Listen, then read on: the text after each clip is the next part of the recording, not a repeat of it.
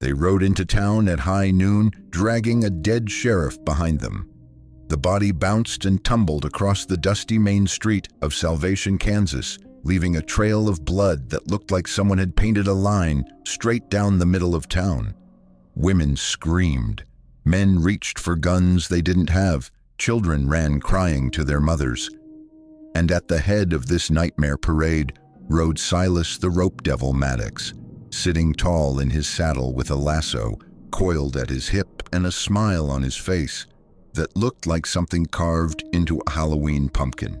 The man they were dragging was Sheriff Thomas Brennan, who'd made the fatal mistake of trying to arrest one of Maddox's gang 3 days earlier. Now Brennan was dead, his star ripped from his chest, and the Rope Devils had come to Salvation to send a message that would echo across Kansas for the next decade. There was no law west of the Mississippi, except what Silas Maddox said was law, and anyone who disagreed would end up face down in the dirt. The Rope Devil. Look at the photograph.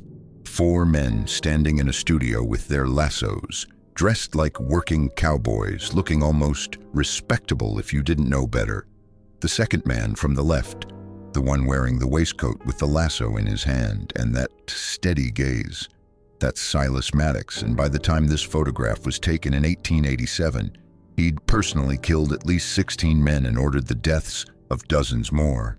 They called him the Rope Devil because of what he did with that lasso. It wasn't just for catching cattle. Silas had been born in Missouri in 1858 to a family of horse thieves and cattle rustlers. By age 15, he'd killed his first man, a rancher who'd caught him stealing horses. Silas roped him around the neck, tied the rope to his saddle, and dragged him to death across 3 miles of rocky Kansas prairie. The rancher's family found the body days later, barely recognizable as human. That's when people started calling him the Rope Devil. He formed the Rope Devils gang in 1882, recruiting men who shared his particular brand of viciousness. They weren't just outlaws, they were terrorists who enjoyed inflicting pain, who reveled in fear, who took pleasure in destruction. They'd rob a bank and then burn down half the town just because they felt like it. They weren't in it just for money. They were in it for the chaos. The gang. Look at that photograph again. Standing on the far left is Marcus Mad Dog Garrett, a former buffalo hunter who'd gone insane after killing so many animals that he claimed they haunted his dreams.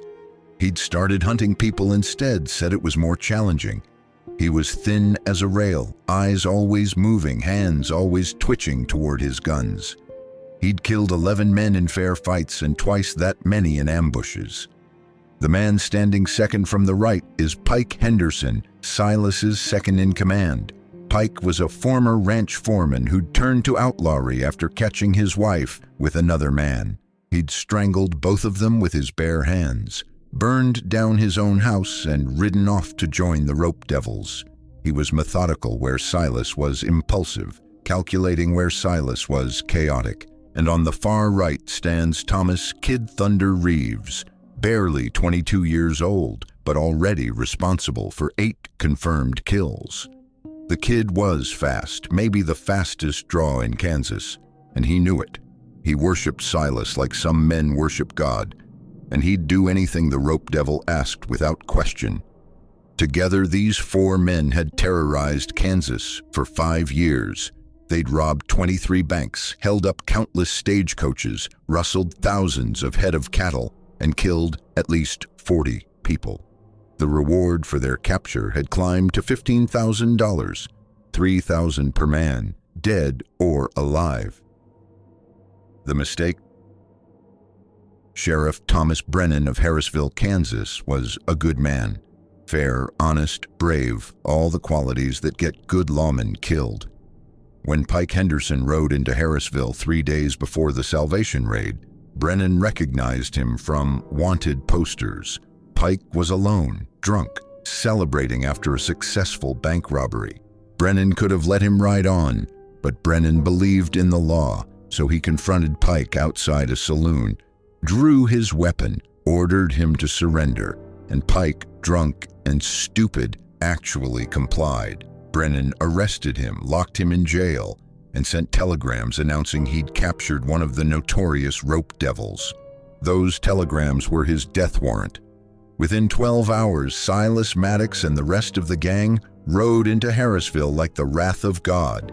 They hit the town at night. They shot the deputy guarding the jail. They freed Pike, and they dragged Sheriff Brennan out of his home in front of his wife and 3 children.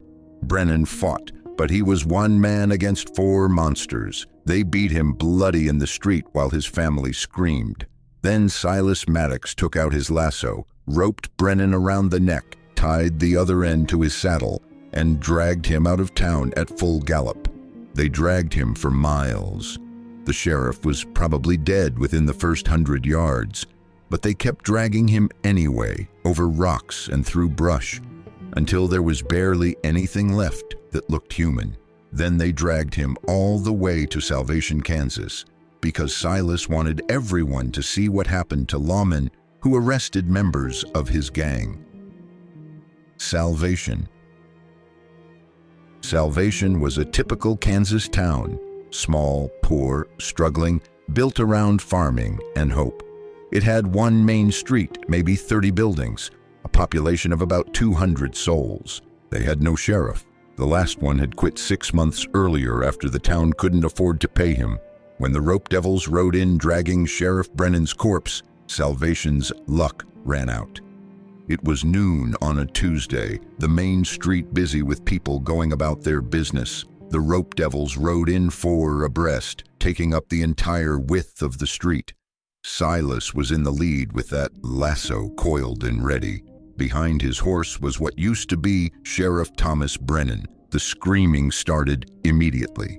People saw the body, saw the blood trail, saw the 4 armed men riding in with murder in their eyes. Silas Maddox raised his hand and fired a single shot into the air. The gunshot echoed like thunder and everyone went still. Then Silas told them who he was. He told them what happened to lawmen who arrested his men. He told them that Salvation was now under new management, that the rope devils were going to stay for a while, and that anyone who objected would end up just like the sheriff. Then he ordered everyone into the saloon, all of them, the whole town, and the rope devils went to work. The occupation. What happened over the next 3 days would be talked about in Kansas for generations. The rope devils didn't just rob Salvation, they occupied it like an invading army. They herded everyone into the saloon and the church, keeping them under guard while they went through every building, taking whatever they wanted. Money, jewelry, weapons, food, whiskey, anything of value went into their saddlebags. They cleaned out the bank, the general store, the homes of the wealthier citizens. But robbery was just the beginning. Silas made examples. The bank manager who'd tried to hide money, Silas roped him, tied him to a hitching post, and left him there in the sun for 6 hours. The rancher who'd talked back, Pike Henderson beat him bloody in front of his family. A young man who'd tried to sneak away to get help. Kid Thunder shot him in the leg and left him screaming in the street. They terrorized Salvation for 3 days. They drank all the whiskey. They gambled with stolen money. They shot holes in buildings for entertainment. Mad Dog Garrett went completely wild, firing his pistols at random, laughing like a maniac. At night, they made the townspeople feed them, serve them, treat them like kings. They held court in the saloon, forcing people to come before them with tribute, money, jewelry, whatever they had, as payment for being allowed to live another day. The resistance. On the 3rd day, 15 townsmen decided they'd had enough. They met secretly in a barn, armed with rifles, shotguns, pistols. They knew they were probably going to die, but doing nothing meant living under the rope devil's terror indefinitely. At dawn on the 4th day, they surrounded the saloon. Their leader, a rancher named John Crawford, called out to the rope devils to surrender. Silas Maddox's laughter came from inside the saloon. Then his voice, calm and amused, asking if Crawford really thought 15 farmers could take down the rope devils. The answer was no. The outlaws came out shooting. Mad Dog Garrett burst through a window, both pistols blazing. Pike Henderson kicked open the back door. Kid Thunder came through the front, moving fast, and Silas Maddox came out with his rope and his revolver, shooting and roping with equal skill. The battle lasted 10 minutes.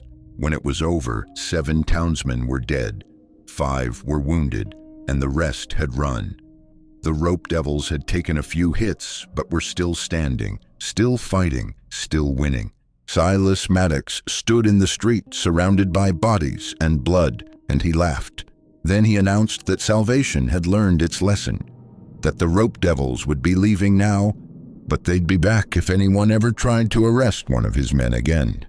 They rode out with their saddlebags full of loot, leaving behind a town destroyed, 7 dead men, and a population traumatized beyond measure.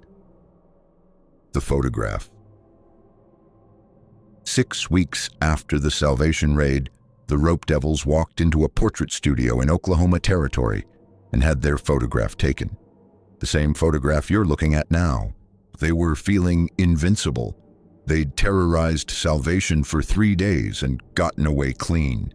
The rewards on their heads had climbed to $20,000, and they thought that was funny. They thought they were untouchable.